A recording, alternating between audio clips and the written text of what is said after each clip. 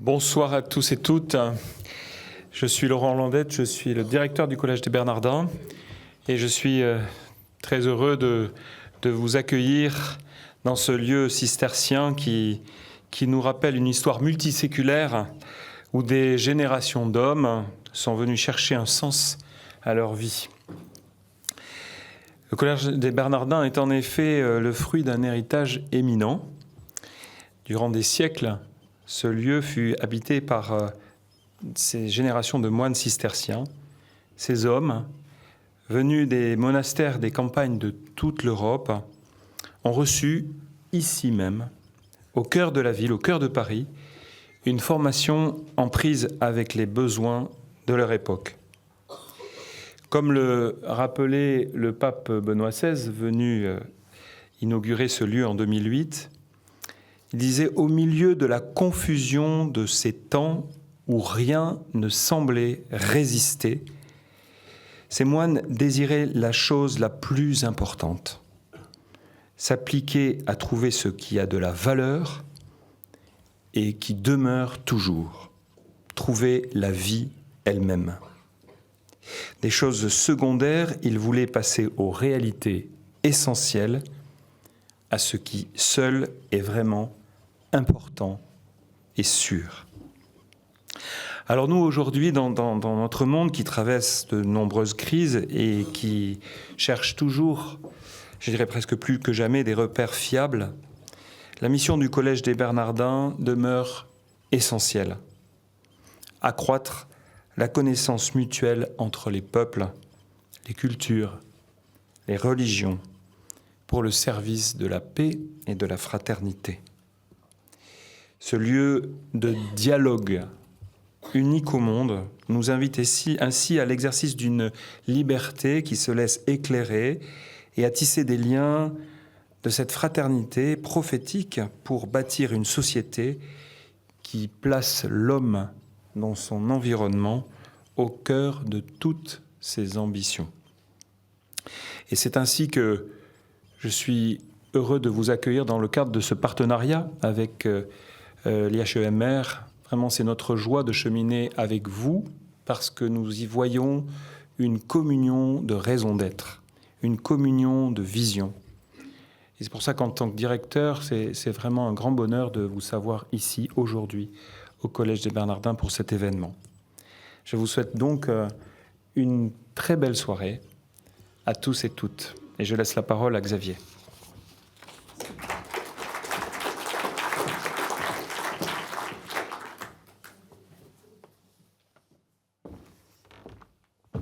Je vais prendre la parole très brièvement pour la laisser à Monsieur le chef du Bureau central des cultes. Mesdames et Messieurs les députés, Mesdames et Messieurs les sénatrices et sénateurs, Mesdames et Messieurs les représentants des cultes, Monsieur le chef du Bureau central des cultes, Madame et Monsieur les directeurs d'instituts des hautes études, cher Président, cher Michel, très heureux de vous retrouver ici au Collège des Bernardins, dans cet endroit magnifique que je remercie beaucoup, bien sûr, pour son accueil. Merci, cher Laurent, je ne te vois plus, mais tu dois être... Ah bah tu es là, voilà. La parole pour commencer cette soirée à Monsieur Rochous, chef du Bureau central des cultes, membre du Conseil d'orientation de l'IHEMR, que les auditeurs et auditrices auront rencontré plusieurs fois cette année. On a commencé l'année avec vous, Clément. On est bien content de la finir également avec vous. À vous la parole, Clément.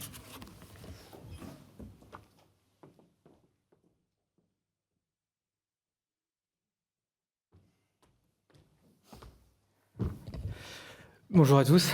Merci, cher Xavier, de me céder la parole. C'est une tradition moi, que je fréquente depuis 3 ans seulement, qui est de commencer et terminer l'année de l'IHEMR. Alors pas moi à titre personnel, mais en tant que représentant du ministère de l'Intérieur, qui est le ministère chargé des cultes, qui est cette fonction traditionnelle du ministère de l'Intérieur depuis plus de 100 ans et qui m'honore.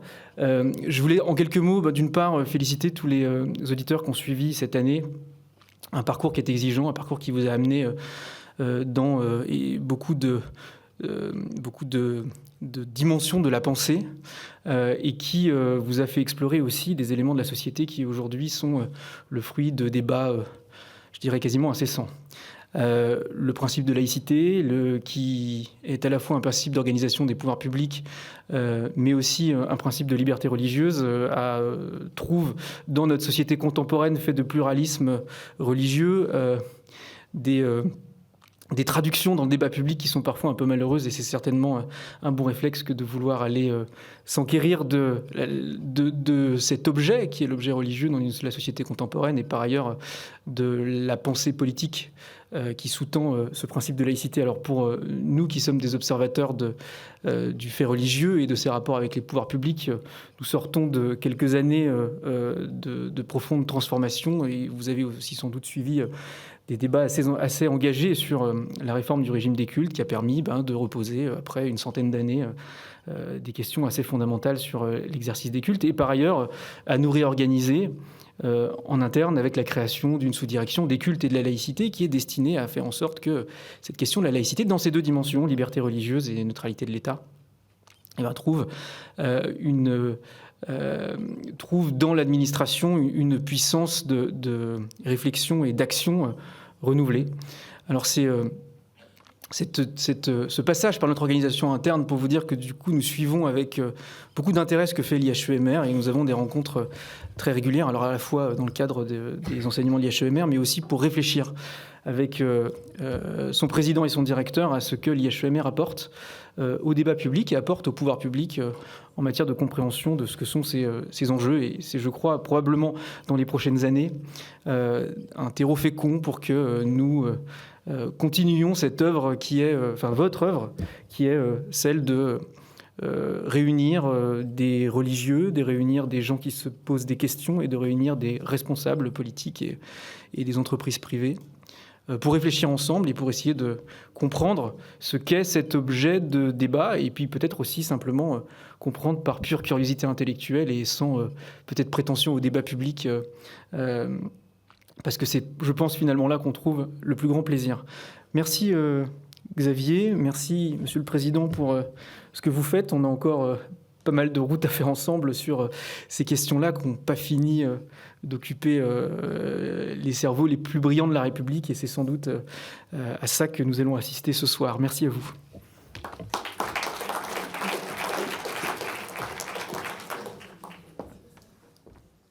Merci beaucoup, Monsieur le chef du bureau central des cultes.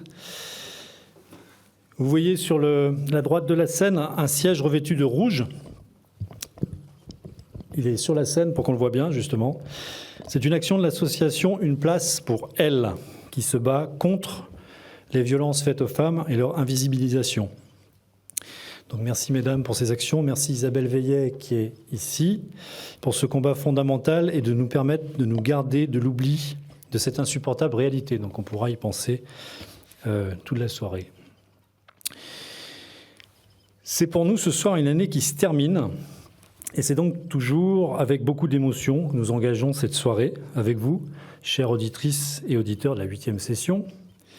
Et je vois aussi qu'il y a de nombreux anciens qui sont présents, sûrement adhérents à la magnifique association des anciens, présidée par la remarquable Domitille Arrivé, qui est là-bas. Voilà, bravo Domitille. Et je salue évidemment tous les anciens très amicalement. Je vous rassure, le champagne est bien en route, on en aura tout à l'heure, vous pouvez rester. Si vous êtes présents, chers amis auditeurs et auditrices, c'est que c'est pour beaucoup grâce aux partenaires, et je veux remercier très profondément les ministères, les syndicats, les entreprises et bien sûr l'Assemblée nationale, le Sénat, le Conseil régional d'Île-de-France qui nous font confiance. Dans ce pays qui a des difficultés dans son rapport aux religieux, donc à la laïcité, également dans sa capacité à élaborer du commun ou même à dialoguer, confère ce qui se passe à l'Assemblée nationale depuis quelques semaines, c'est une immense fierté de servir à l'IHEMR. Il faut donc saluer la gouvernance de l'Institut, tout à fait unique, enfin plus complètement unique, puisqu'il y a Imouna aussi, mais puisque siège à la fois le ministère de l'Intérieur, M. Rouchous est intervenu, et les représentants des cultes. Et c'est donc grâce à eux et à l'aide du conseil scientifique, plus universitaire lui, que ce programme fonctionne. Je crois qu'il est vraiment réjouissant dans une époque aux enjeux colossaux où nous devons mener plusieurs guerres.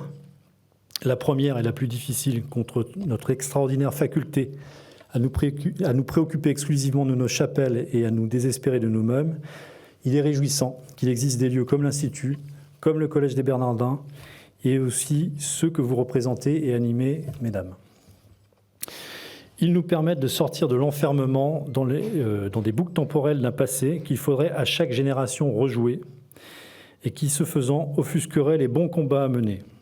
Car oui, il nous faudra de plus en plus bien discerner et ne pas nous tromper de combat. Ce soir, c'est la dernière conférence de l'année de cette 8e session. Je rappelle que nous avons démarré avec Yves Coppens au Sénat en septembre dernier. Ça paraît vieux, hein. Le professeur Coppens nous indiquait qu'il n'y a pas d'apparition progressive du religieux dans l'espèce humaine. L'humain est humain car capable de pensée symbolique. Il est, dès son origine, un être spirituel. Cette année, vous aurez approfondi différentes dimensions sur ces matières. Les religions par elles-mêmes d'abord, mais aussi les aspects sociologiques, anthropologiques, historiques, et puis les questions d'aujourd'hui. Et on est là ici pour ça ce soir. Et vous aurez compris, en tout cas je l'espère, que les religions sont comme d'autres dimensions de la vie humaine. Elles évoluent, elles involuent, elles peuvent même disparaître ou mourir. C'est pourquoi ce soir, nous sommes très heureux de conclure sur cette question de l'égalité femmes-hommes dans les religions.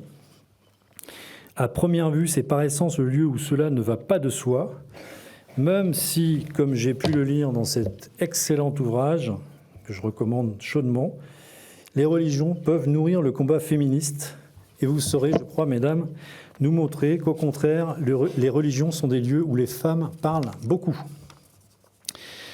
Le livre de Pauline Beb, Isha, Dictionnaire des femmes et du judaïsme. Alors je ne le montre pas parce qu'il est sur Kindle et je n'ai pas Kindle avec moi. Mais vraiment, je vous recommande de l'acheter aussi. Les citations d'Emmanuel Sebold dans ce même livre, toujours sur les femmes devant le tombeau du Christ, qui indiquent que le christianisme n'existerait pas sans les femmes, sont des éléments que nous pourrons aborder probablement ce soir. La religion, ses structures, c'est clair et fidèle, a pour objet de maintenir vivant une mémoire et l'intelligence de cette mémoire qui s'est déployée dans la pâte humaine. Il s'agit donc de trouver le bon chemin entre répétition et enfermement dans un cadre figé et une évolution libertarienne qui en viendrait à abandonner tout enracinement, toute limite. Merci, mesdames, d'avoir accepté notre invitation pour nous parler de vous d'abord, de la façon dont vous avez trouvé votre chemin, et pour réfléchir ensemble à ces questions, pour témoigner de ce qu'est être femme en responsabilité dans un milieu religieux, de ce qui vous rend libre, des limites que vous assumez, de celles que vous n'acceptez plus, des combats qu'il reste à mener. Merci, chère Isabelle de Golemin, d'avoir accepté d'animer cette conférence débat. Je me suis fait gronder tout à l'heure quand j'ai parlé de conférence. C'est toujours un très grand honneur pour nous de te recevoir. Enfin, j'ai cité deux ouvrages et j'aimerais en mentionner un troisième, tout au fait indispensable également pour passer un bon été sur la plage. C'est celui de Véronique Margron, qui parle de corps, sexualité, femmes-hommes, etc. Tout à fait génial également et en lien et en sororité avec les deux précédemment évoqués, notamment autour d'une réflexion sur le cantique des cantiques. C'est vraiment intéressant de lire les trois ouvrages en même temps parce qu'il y a des croisements très forts. Voilà, je vais vous laisser la parole. Nous avons à peu près 1h30 de débat et d'échange, avec la parole qui vous sera donnée, bien sûr, pour vous. Un cocktail suit, donc à peu près à 21h, et grâce au Collège des Bernardins, donc, vous pouvez bénéficier de l'exposition Notre-Dame augmentée qui est à côté du cocktail. Voilà. Merci à toutes et tous, excellente soirée, et posez de bonnes questions. Je suis très heureuse d'être ici, sur un plateau essentiellement féminin. Je me disais que exclusivement féminin. Et je me disais qu'un jour, peut-être qu'on inviterait des hommes parler des femmes, ça serait bien aussi. Je pense que ça serait un vrai progrès. Et c'est d'ailleurs pour ça qu'on vous donnera la parole tout à l'heure. Alors, je vais d'abord présenter nos invités, leur demander d'ailleurs un peu de se présenter. Alors, peut-être Pauline, d'abord, Pauline Beb. Donc, vous êtes la première femme ordonnée rabbin en France. Ça me rappelle un vieux souvenir, parce que j'ai commencé au service religion à la Croix avec un papier sur vous, parce que vous étiez la première femme ordonnée rabbin. Vous êtes aussi fondatrice d'Emouna, l'Amphi des religions, on en a déjà parlé. Peut-être en une phrase, vous voulez nous dire ce qu'est Emouna et ce que vous y faites ? C'est un programme qui ressemble et qui diffère de votre programme à vous, parce qu'il s'adresse aux ministres du culte en formation et en exercice des 6 grandes religions présentes en France dans la déclinaison de leurs tendances, et donc un programme de formation à la laïcité et la culture française et au dialogue interreligieux. Ok, merci. Najat Ben Ali, alors vous êtes rectrice de la mosquée de Javel. Vous êtes la seule femme rectrice. La première en France. La première en France aussi. Et secrétaire générale de la coordination des associations musulmanes de Paris. C'est quoi la SAP? Alors, tout à fait, en fait, c'est la CAP, qui est la coordination des associations mosquées de la ville de Paris. Et l'objectif, c'est de travailler ensemble sur nos problématiques particulières qui sont très souvent communes, être un organe de représentation auprès des autorités et faire évoluer, travailler les choses ensemble à Paris. Combien de mosquées à Paris ? Alors, malheureusement, il y en a très peu à Paris. Il y a 17 ou 18 mosquées à Paris. Et au sein de la CAP, nous sommes 10 mosquées. D'accord. Ok. Véronique Margron, alors vous êtes dominicaine, religieuse, présidente de la Conférence des religieux et religieuses de France. Alors la COREF, ça veut dire quoi ? Alors ça n'est pas la bière bretonne, qui s'appelle aussi la COREF, mais avec un seul R. Donc la Conférence des religieux et religieuses de France, c'est tout simplement une association qui regroupe l'ensemble des instituts religieux de France, hommes et femmes, et puis moines, moniales, ou ce qu'on appelle la vie apostolique, c'est-à-dire que les uns vivent en clôture dans des monastères plus ou moins retirés, pas forcément d'ailleurs, mais ou vivent dans des communautés plus légères, et voilà, en ayant souvent un travail à l'extérieur ou des implications ecclésiales. Donc la COREF regroupe aujourd'hui environ 27 000, 28 000 religieuses et religieux. Merci. Et Emmanuel Sebolt, vous êtes pasteur, pas la première pasteur en France, mais bon, les protestants sont... voilà. C'était quand d'ailleurs la première pasteur en France ? Alors, officiellement 1935. D'accord, bon. À titre exceptionnel, j'y reviendrai tout à l'heure. D'accord. Et vous êtes présidente de l'Église protestante unie de France. Alors peut-être expliquer ce qu'est l'Église protestante unie de France dans la galaxie protestante en France. Oui, dans la galaxie protestante, l'Église protestante unie de France est donc l'union de l'Église réformée, qui est l'Église calviniste en France, donc très très ancienne, et puis l'Église luthérienne, donc qui est moins implantée en France, mais donc on a choisi de se réunir en 2013. Donc voilà. Les luthériens sont majoritaires en Alsace, en fait. Ils sont majoritaires en Alsace et ils sont très, très minoritaires outre-Vosges, de ce côté-ci des Vosges. D'accord. Alors, peut-être, on va d'abord commencer par une rapide présentation de chacune de votre parcours. Et si vous pouviez nous dire en 5 minutes quel est l'événement ou les événements de votre vie qui ont amené à prendre ces responsabilités-là comme femme. Et peut-être aussi dans ce parcours, qu'est-ce qui a été le plus difficile ? Alors, on va commencer par Emmanuel.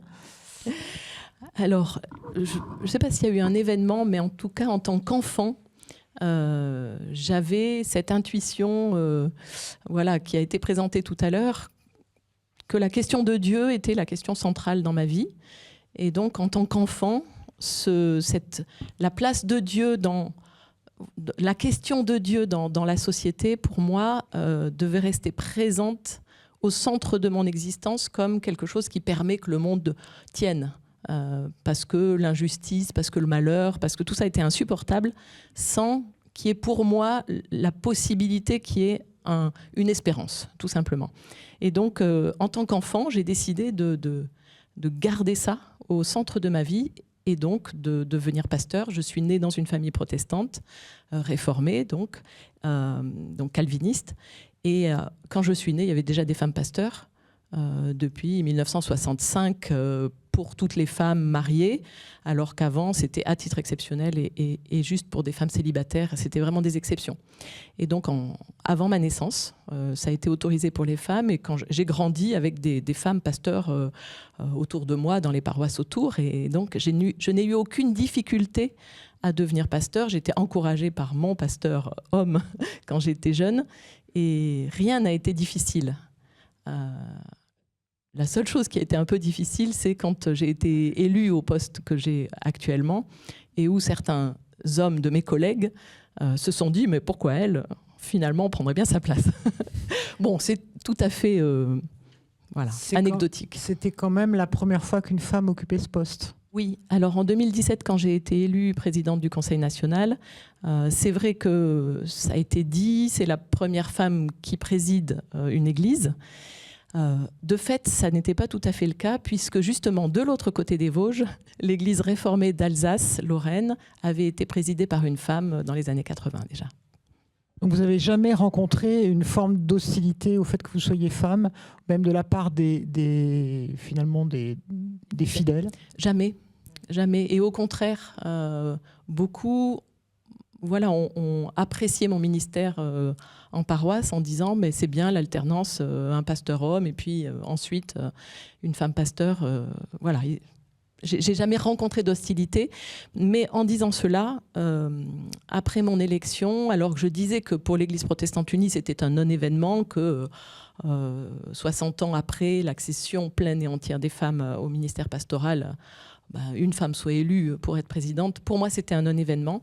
Or, beaucoup de collègues femmes à ce moment-là m'ont écrit en disant « peut-être que pour toi ça a été facile, mais pour moi ça n'a pas été le cas ». Donc j'entends que ça puisse être aussi compliqué dans certains lieux.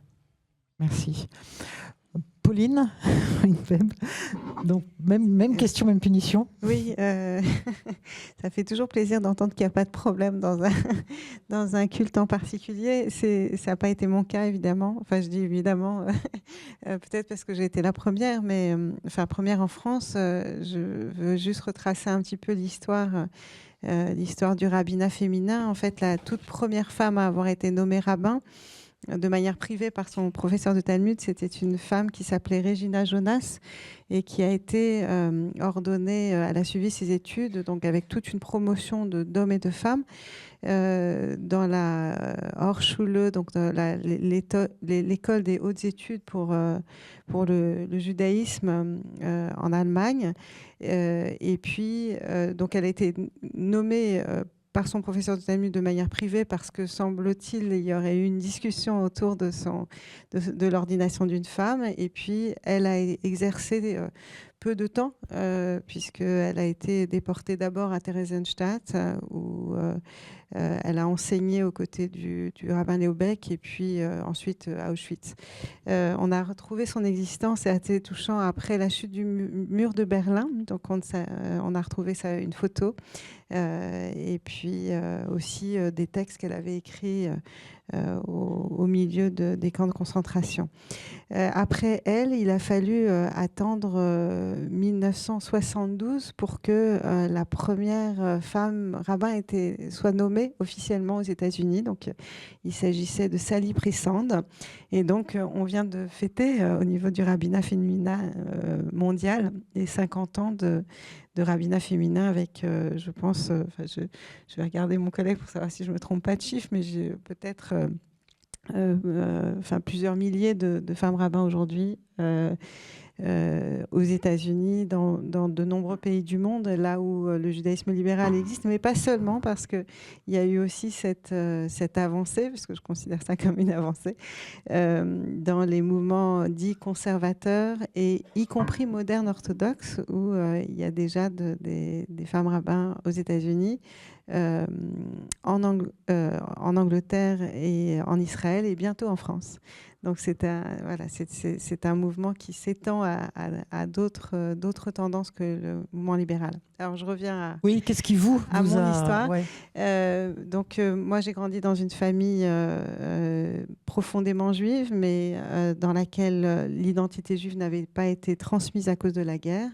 Et donc mes parents cherchaient un lieu de transmission à la fois ouvert, cartésien, égalitaire. Et ils ont trouvé la seule synagogue libérale de l'époque, qui était la synagogue de la rue Copernic, où j'ai commencé donc des études au Talmud Torah. Et c'est là-bas, aux côtés de Colette Kessler, de Mémoire bénie, qui a beaucoup pratiqué le dialogue interreligieux, que j'ai été passionnée par les textes que j'étudiais et que je me suis dit que je voulais devenir rabbin. Est-ce qu'il y a un événement qui vous a choqué et vous vous êtes dit non, mais il faut que comme je sois rabbin comme femme, enfin ou... Ah, pas du tout, parce que en fait, j'ai été élevée de manière totalement égalitaire. Donc, pour moi, une femme pouvait exercer les mêmes métiers qu'un homme. Et j'ai été surprise des difficultés que j'ai rencontrées. Donc, avec l'éducation que j'ai eue, il n'y avait pas de raison que ça soit difficile. Ça a été très difficile jusqu'à ce que je puisse travailler dans ma propre communauté avec des gens qui m'ont choisi comme rabbin. Et je dirais qu'encore aujourd'hui, même si j'ai une communauté formidable et je travaille avec des gens extraordinaires et que les choses ont beaucoup avancé depuis que j'ai commencé, donc j'ai été ordonnée en 90, encore aujourd'hui, il reste des préjugés. Alors, avec des histoires formidables de personnes qui entrent dans la synagogue et qui restent au fond, prennent un autre livre de prière parce qu'ils ne veulent pas un livre égalitaire, et puis qui, petit à petit, avancent jusqu'à la fin de la cérémonie en me disant « j'étais contre, mais finalement, c'est pas mal ce que vous faites ». Donc, ces histoires de réussite et de succès, et d'autres histoires qui sont encore difficiles, de personnes qui sont invitées mais qui ne veulent pas venir parce que c'est une synagogue libérale, parce qu'il y a une femme qui est rabbin. Donc, le combat continue, mais les avancées sont réelles. Merci. Alors Véronique Margron, des femmes religieuses dans l'Église catholique, il y en a quand même depuis longtemps. En revanche, exercer des responsabilités comme femme, c'est peut-être plus compliqué. Alors, brièvement, qu'est-ce que je peux dire? Peut-être que le premier saut pour moi, ça a été de décider de devenir religieuse dominicaine. Parce que je suis plutôt d'un milieu tout à fait laïque, donc je n'ai pas du tout d'enfance religieuse particulière, loin de là. Donc, en fin de compte, ça a été la rencontre avec cette question à la fois de, comment faire de la vérité qui soit en conversation avec le monde. Si je le relis aujourd'hui, parce que je ne pense pas que je me le formulais ainsi à 23-24 ans, mais aujourd'hui, c'est ainsi que je me le formule, d'où le choix, qui est aussi lié, bien sûr, à des rencontres de la vie dominicaine. Je travaillais dans la protection judiciaire de la jeunesse, donc j'étais quand même assez loin d'un univers religieux. Il se trouve qu'heureusement, mes sœurs m'ont envoyé faire des études de théologie, heureusement sans doute pour moi. Et que, en fin de compte, le premier saut, ensuite, à partir de ces études, en quittant aussi mon métier pour plus me consacrer à la théologie, devenir professeur de théologie, spécialiste plus des questions d'éthique. En fin de compte, ça a été de me retrouver élu doyen. Et en fin de compte, le premier, je pense que doyen de la faculté de théologie de l'Université catholique de l'Ouest à Angers, et que ça a été cela le premier événement, en fin de compte, qui n'était évidemment pas prévisible comme tel. Bon, comme enseignante, alors qu'il l'est, évidemment, quand les élections s'approchent, là, vous commencez à sentir que ça peut mal tourner, mais à part ça. Et alors, ça a été peut-être mon premier choc, parce que jusqu'ici, moi, je n'avais eu aucune espèce de difficulté, mais aucune, y compris dans l'enseignement de la théologie morale, qui est pourtant une discipline sensible, on va dire, sur les questions d'éthique biomédicale, et tant d'autres. Ça a été, après l'élection, la confirmation, puisque dans l'Église catholique, ceci est confirmé par les autorités ecclésiastiques jusqu'à Rome. Donc, ça monte, ça descend. Bien. Donc, tout ça s'est fait, semble-t-il, assez simplement. Et ça a été en me promenant dans l'allée du palais universitaire, en jupe de couleur. Un vieux professeur, un prêtre, me dit ostensiblement « Bonjour, monsieur le doyen ». Donc là, j'ai quand même pris un coup assez vigoureux. Bon. Mais je dois reconnaître que ça a été plutôt un épiphénomène, c'est-à-dire que, en fin de compte, je n'ai pas eu de difficultés majeures. Alors, après, c'est dû au parcours singulier des unes et des autres, hein, mais moi, je ne peux pas dire que j'en ai eu. Là où j'ai senti que c'était quand même compliqué, c'est que je me retrouvais en particulier dans les conseils d'université, ce qui concernait les facultés de théologie, essentiellement avec des prêtres. Le problème n'était pas tellement d'être avec des prêtres, mais avec des prêtres qui avaient tous la même culture. Et que là, j'avais le sentiment, moi, de parler une langue étrangère. Donc ça, il a fallu du temps. J'avais l'impression que je devais leur faire des grands signes pour dire coucou, vous savez, je suis là et vraiment, je peux parler comme vous, quoi. Enfin, je pense qu'on peut se comprendre. Donc, je ne peux pas du tout dire que ça a été de l'animosité, c'est pas vrai. C'était plus cette sorte d'étrangeté que moi je ressentais, et comme femme, en tout cas comme femme, comme personne n'appartenant pas à ce monde-là, n'ayant pas fait évidemment le séminaire, et souvent les mêmes séminaires qu'eux, enfin un séminaire tout court d'ailleurs, mais en plus la plupart ont fait le même séminaire, que ce soit à la Cato de Paris ou à Rome. Donc voilà, c'était plus cet écart-là qui faisait non seulement altérité, mais même étrangeté pour se faire comprendre. Bon, et puis voilà, les années ont passé. Je trouve qu'après, j'ai pas eu du tout de difficulté parce qu'en plus, j'étais dans une équipe, j'avais une équipe d'enseignants extrêmement mixte, avec beaucoup de laïcs, donc tout cela n'a pas fait problème. Et il se trouve qu'après, les sœurs de ma congrégation m'ont élu responsable de la congrégation. Bon, voilà, donc j'ai changé de vie quand même. C'est un autre monde que celui de la théologie, de la recherche, de l'enseignement. Voilà. Et puis, me retrouvant dans cette situation, j'ai été élu à peine 2 ans plus tard, donc à la présidence de la Conférence des religieuses de France. Et là, vraiment, je n'ai eu aucune espèce de difficulté. Mais tout simplement parce que cette conférence, par définition, est mixte. Il y a même plus de femmes que d'hommes, parce qu'il y a plus de religieuses que de religieux en France. Et donc, le conseil d'administration est totalement paritaire. Donc, à vrai dire, là, je n'ai eu aucune espèce de difficulté. Donc, je ne sais pas si je fais partie des exceptions, mais je ne peux pas dire que j'ai rencontré des grosses difficultés.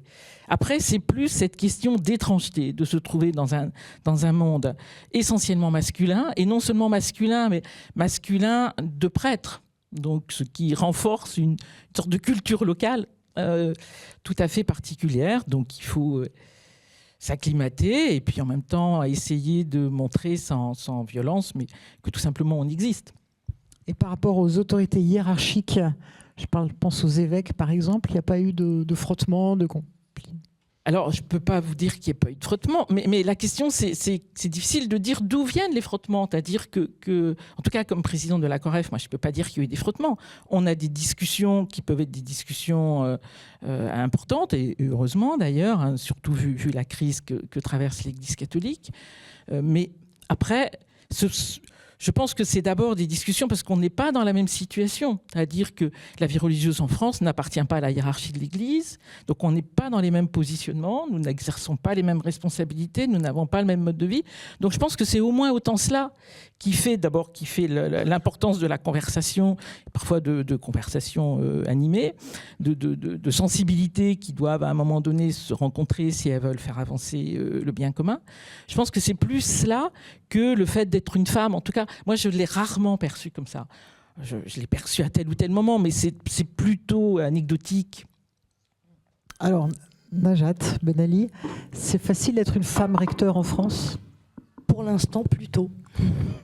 Finalement, tout va bien, en fait, ce débat. Pour l'instant, plutôt. Et donc, pour vous donner quelques éléments de mon parcours, pour me retrouver à la tête de la mosquée, cela fait à peu près 15 ans que je suis investie au sein de la mosquée de Javel, dans laquelle, en parallèle de mon activité professionnelle, dans laquelle j'interviens sur des chantiers comme l'interreligieux, des projets.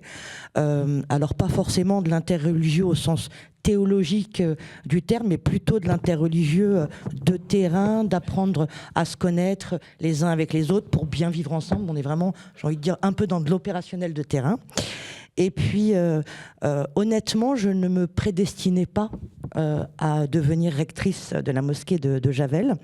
Néanmoins, son président, qui était mon père, est tombé gravement malade il y a quelques années. Et j'ai pris en intérim la direction de la mosquée, ce qui n'a absolument posé aucun problème à tous les hommes qui m'entouraient en interne. Et puis, en réfléchissant, j'ai considéré que la vision que m'avait inculquée mon père sur cet islam ouvert dans le dialogue, j'avais envie de maintenir cette continuité-là. C'est pour ça que j'ai décidé de me présenter auprès du conseil d'administration, qui est majoritairement masculin, même s'il y a des femmes, et j'ai été élue à l'unanimité sans aucun problème en interne. Après, avec...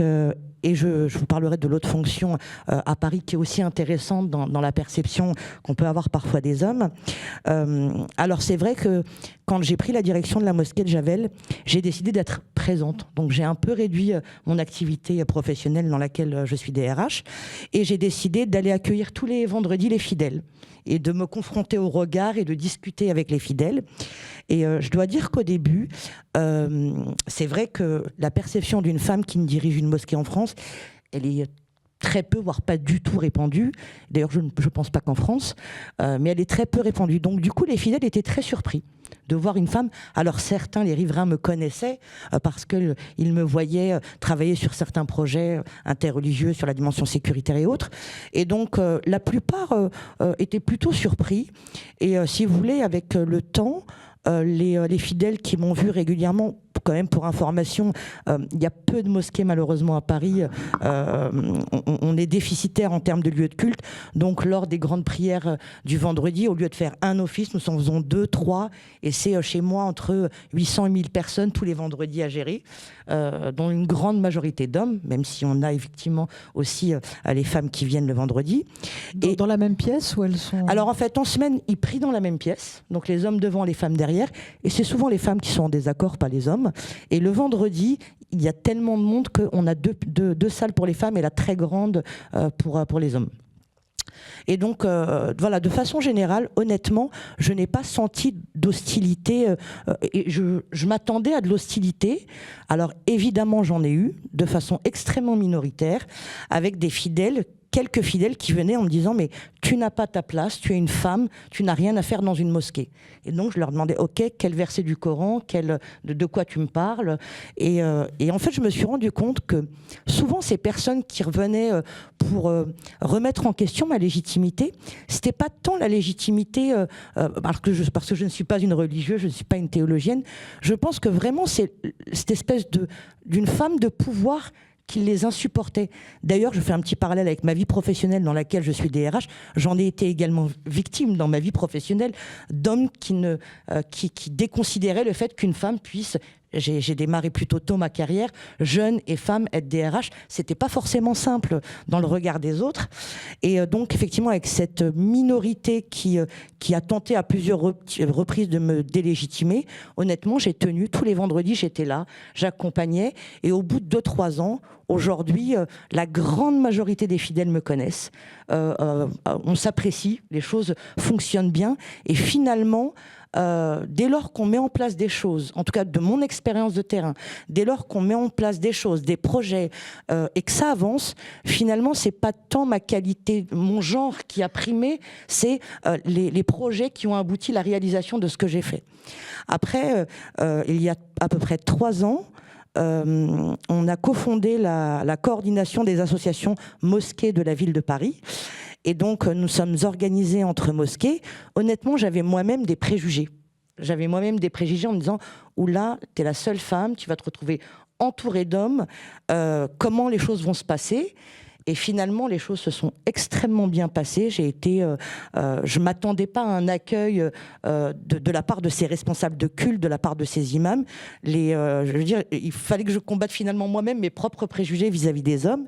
Et quand je vois aujourd'hui le travail au bout de 3 ans que nous avons réalisé ensemble, au sein de cette coordination avec une dizaine de mosquées, j'ai presque envie de vous dire que ça a été facilitant d'être une femme, parce que parfois les hommes ont quelques problèmes d'orgueil entre eux, à qui a la plus grande mosquée, à qui a le plus grand nombre de fidèles. Et donc, il n'y a pas ce rapport avec moi. Et donc, du coup, ça a été plutôt facilitant, parce que je crois que je fais partie des rares interlocuteurs, à Paris et en France également, à discuter avec l'ensemble des responsables du culte musulman. Comme quoi les femmes apportent quand même. Alors, si on va un peu plus loin dans la discussion, Pauline Bebge, on voit quand même qu'il y a eu une révolution féminine hein, depuis un siècle au moins dans nos sociétés, en tout cas occidentales. Et c'est vrai qu'on a souvent le sentiment que la religion, elle, n'a pas suivi, que le texte n'a pas suivi. Alors, comment est-ce qu'on fait ce lien entre culture et foi, théologie et culture? Est-ce qu'il faut revoir la théologie? Comment ça se passe? Alors, je pense que souvent on imagine les religions comme se développant tout à fait en dehors de la société. Et en fait, ça me semble erroné parce que lorsque on voit un petit peu l'évolution des textes dans chaque religion et les différentes opinions, en tout cas, bon, je parle pour le judaïsme, à une même époque, on se rend compte que il y a une grande diversité. Juste avant, vous aviez affiché une image d'Adam et Ève. Pour moi, c'est très, je dirais, symptomatique déjà de la représentation, parce que si on regarde le texte biblique, il ne s'agit pas d'une pomme, mais d'un fruit. Comme par hasard, il y a la racine de la pomme, la racine latine qui parle du mal. Donc, si on regarde le texte, c'est pas le fruit du mal que Ève et Adam ont mangé. Dès qu'on parle de l'histoire d'Adam et Ève, on pense à une seule histoire. Or, il y a 3 récits de la création. Il y en a 2 qui ne sont pas sexistes. On ne sait pas ça souvent, ils ont été écrits à des époques différentes. Il y en a un qui l'est et qui se termine par, vous parliez tout à l'heure de punition. Effectivement, la femme a été punie et souvent, on connaît une punition, vous la connaissez sûrement, une des punitions de la femme, quelle est-elle ? Tu enfanteras dans la douleur. Oui, seulement il y en a une autre. Et alors, pourquoi n'est-elle pas connue ? Parce qu'elle est pas politiquement correcte aujourd'hui. En fait, c'est le désir t'attirera vers ton époux et lui te dominera. C'est la punition. Donc la punition, ça veut dire que c'est la domination des hommes sur les femmes. Ça veut dire que dans ce texte-là est inscrit le patriarcat. Alors que dans les 2 autres textes de la création, celui qui précède et celui qui suit, il y a de sexisme, il y en a très peu, simplement dans les termes masculin et féminin, parce que masculin c'est la mémoire et féminin c'est le trou, ce qui fait un trou de mémoire ensemble quand il y a un couple. Mais en dehors de ces termes, de cette terminologie, il n'y a pas de sexisme dans ces histoires. Et on retrouve à travers les siècles, en tout cas dans le judaïsme, mais bon, pour avoir beaucoup pratiqué le dialogue interreligieux et étudié ces questions-là avec d'autres hommes et d'autres femmes, c'est pareil dans toutes les religions, on voit qu'à une même époque, selon parfois la culture, le pays, des maîtres vont avoir des opinions opposées. Je vais juste prendre un exemple encore, si vous voulez bien. C'est entre Rachi et Maïmonide, qui sont 2 maîtres très respectés dans le judaïsme. Donc Rachi qui vivait à Troyes en Champagne au XIe siècle, et Maïmonide qui vivait donc à peu près à la même période en Espagne et puis dans le pourtour méditerranéen. Maïmonide dit il ne faut pas enseigner la Torah aux femmes parce qu'elles risqueraient de transformer les paroles de la Torah en vain bavardage par la pauvreté de leur esprit. Donc ça, c'est Maïmonide qui est tellement admiré. Donc voilà, enfin, on a tous beaucoup de facettes différentes, mais c'est intéressant de voir ce qu'il pensait des femmes, cet esprit tellement lumineux par ailleurs. Et puis Rachi, à peu près à la même époque, qui dit si les femmes désirent accomplir des commandements dont elles sont exemptes, comme par exemple mettre les franges, le talet, les tephilines, elles en ont le droit et nul ne saurait les en empêcher. Donc, qu'est-ce qui distingue Rachi de Maïmonide, si ce n'est, alors pas à l'époque, c'est à peu près la même, si ce n'est l'environnement peut-être, encore que tous les 2 évoluent dans un environnement patriarcal. Qu'est-ce qui les différencie ? Eh bien, Maïmonide n'a que des garçons et Rachi n'a que des filles. Voilà. Donc ça, c'est la petite histoire dans la grande histoire. C'est finalement dire que la vie et la subjectivité des personnes va prendre le pas sur une rationalité ou même un texte. Et à toutes les époques, et même à des époques où on est complètement dans le patriarcat, on trouve des textes extraordinaires d'égalité qui défendent le rôle de la femme. Voilà, j'en cite encore un pour terminer, mais c'est un midrash qui s'appelle Tanhuma et qui fait parler Dieu. Et Dieu dit dans ce commentaire, c'est à propos de Déborah, qui est juge et chef militaire dans la Bible, le texte dit « Bien que j'ai choisi des chefs et des juges qui sont des hommes, parce que les hommes font plus attention aux hommes qu'aux femmes, moi, je ne suis pas comme ça. Moi, c'est l'Éternel qui parle, c'est Dieu qui parle. » Donc ça, c'est un texte extraordinaire parce qu'il a été écrit sans doute au Moyen-Âge, dans un monde patriarcal. Et il fait dire à Dieu, vous, les êtres humains, vous êtes sexistes, mais pas moi. Donc c'est quand même extraordinaire. Et alors même si ces textes sont minoritaires par rapport à une majorité de textes qui sont malheureusement sexistes, et ça c'est vrai dans toutes les religions, parce qu'ils ont été écrits pour la plupart aussi par des hommes à ces époques-là, eh bien, il faut pouvoir s'appuyer sur ces textes-là, et ça veut dire qu'il y a des possibilités de sortir d'un contexte socioculturel, finalement, et d'aller de l'avant au nom d'une éthique d'égalité. Emmanuel Seboldt, vous pensez comme ça qu'il faut arriver à faire évoluer de l'intérieur des textes qui sont effectivement majoritairement sexistes dans la religion?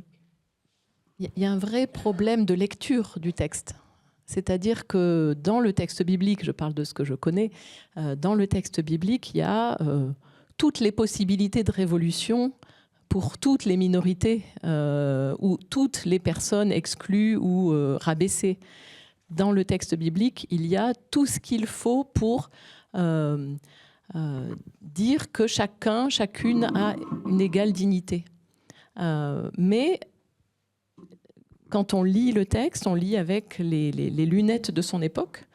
Et donc, il faut pouvoir se saisir au fur et à mesure des siècles. Et voilà, que certaines voix, tout à coup, réussissent à sortir du lot en disant « Attention, vous faites dire ça et ça au texte biblique, mais il y a autre chose dedans.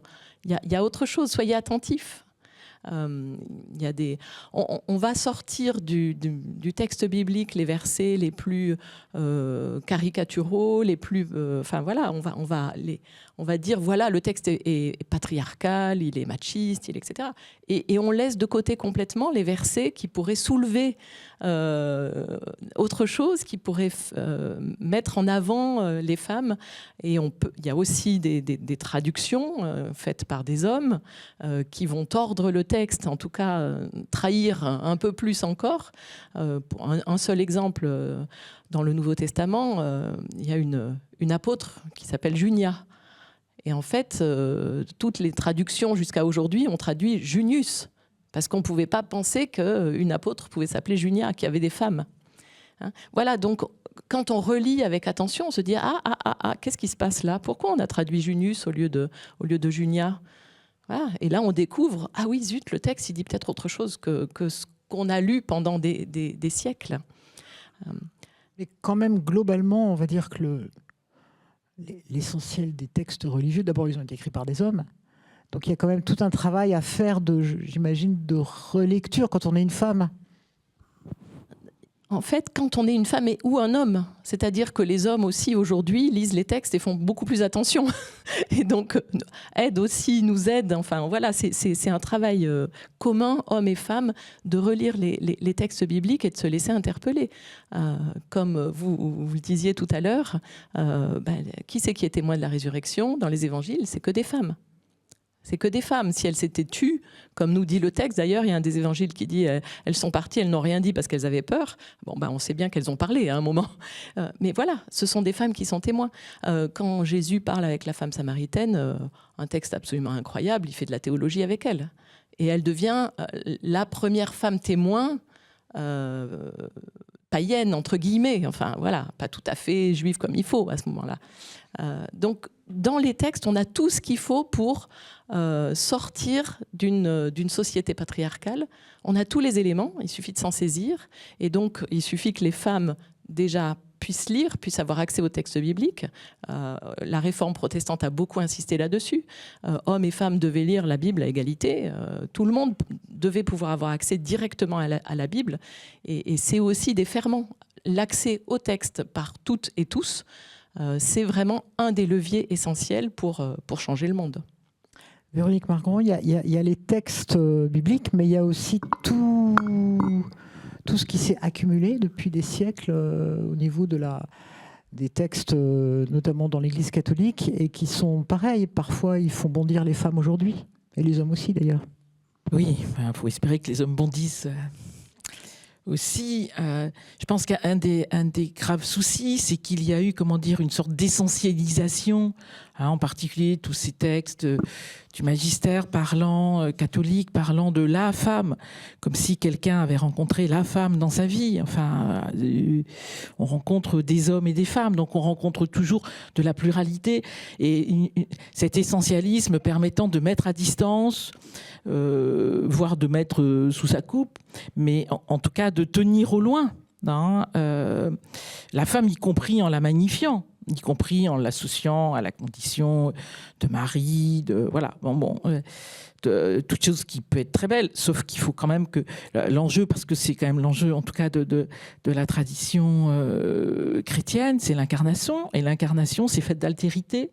Donc la question qui se pose à chaque fois, c'est comment une tradition religieuse telle que le catholicisme accepte de se confronter à la pluralité du réel, à la complexité du réel, et n'essaie pas de la réduire par des grandes catégories essentialistes sur la condition de la femme.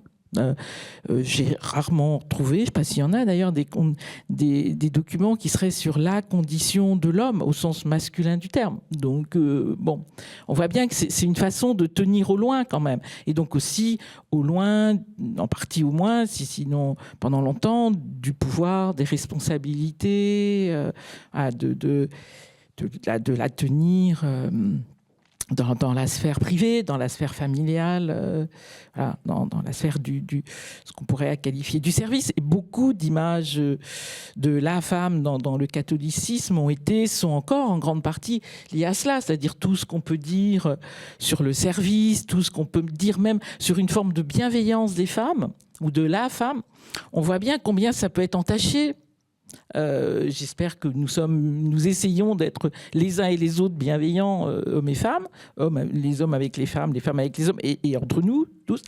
Mais cette façon d'essentialiser à la condition féminine est toujours une façon de mettre à l'écart et de dire les choses sérieuses de la politique, du gouvernement, du culte doivent se faire entre hommes. Donc, je pense que ce qui a marqué pour moi, ce qui marque les textes de la tradition de l'Église catholique, si on prend simplement au cours du dernier siècle, disons, sans remonter plus loin, donc des textes ce qu'on appelle le magistère catholique, depuis que les encycliques parlent de ces questions, c'est beaucoup cela. Quand on parle de promotion humaine, où on parle de la promotion humaine en général, mais c'est compliqué d'entendre parler de la promotion des femmes comme telle, et on voit bien qu'il y a comme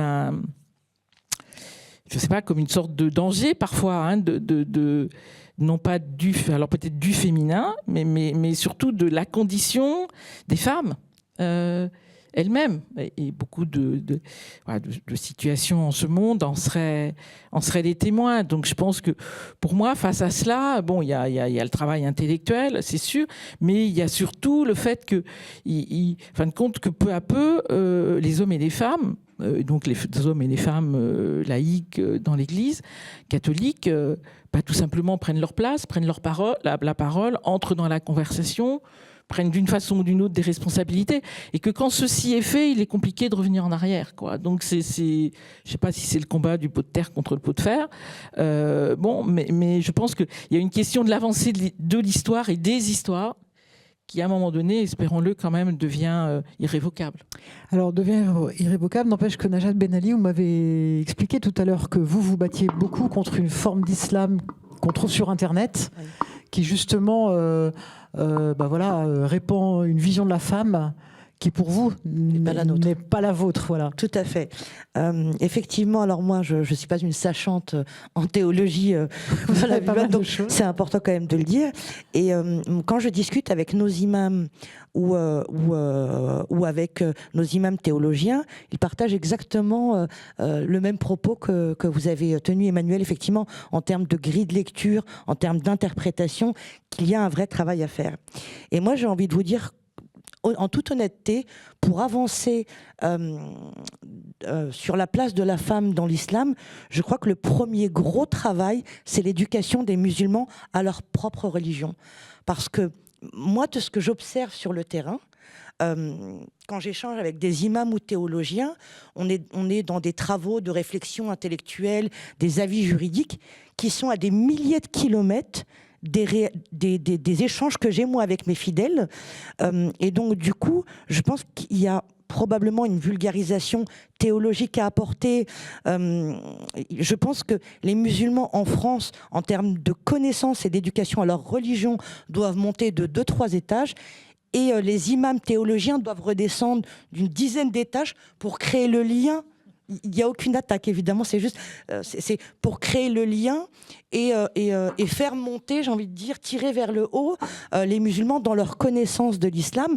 Parce qu'effectivement, lorsque vous discutez avec des imams ou des théologiens, ils vous expliquent que dans les textes islamiques, ce que l'on voit sur le terrain, c'est pas du tout la même chose.